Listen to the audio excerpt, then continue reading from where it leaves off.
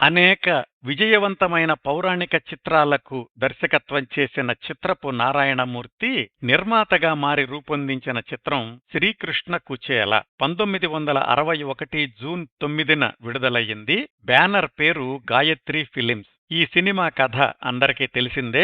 సాందీప మహర్షి దగ్గర శ్రీకృష్ణుడితో కలిసి చదువుకున్నాడు కుచేలుడు. కృష్ణ భక్తుల్ని హింసిస్తున్న శిశుపాలుడి ఆగ్రహానికి గురవుతాడు కుచేలుడు. అంతవరకు శిష్యులకు విద్య నేర్పిస్తూ వాళ్ళిచ్చిన కానుకలతో కుటుంబాన్ని పోషిస్తున్న కుచేలుడికి కష్టాలు మొదలవుతాయి. శిష్యులు రావడం మానేస్తారు. కుచేలుడి బావమరిది కుక్కుట శాస్త్రి కుచేలుణ్ణి జైలు పాలు చేస్తాడు. శిశుపాలుడి మరణంతో కృష్ణ భక్తులందరూ చెరసాల నుంచి విడుదలవుతారు. కృంగి కృశించి ఉన్న భార్య పరిస్థితికి చెలించిపోయి చిన్ననాటి స్నేహితుడు శ్రీకృష్ణుడి దగ్గరకు వెళతాడు కుచేలుడు. తను తీసుకెళ్లిన అటుకుల్ని శ్రీకృష్ణుడు ఆనందంతో స్వీకరిస్తాడు.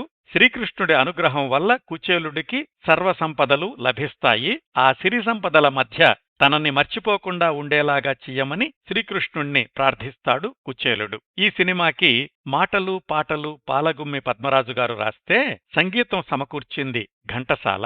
ఈ చిత్రంలో కుచేలుడిగా సిఎస్ఆర్, శ్రీకృష్ణుడిగా కె రఘురామయ్య, కుక్కుట శాస్త్రిగా విన్నకోట రామన్న పంతులు, శిశుపాలుడిగా ముక్కామల, వామాక్షిగా కన్నాంబ, అనూరాధగా రాజశ్రీ, రుక్మిణిగా మోహన మొదలైన వారు నటించారు. ఈ సినిమా ఆశించినంత విజయం సాధించలేదు.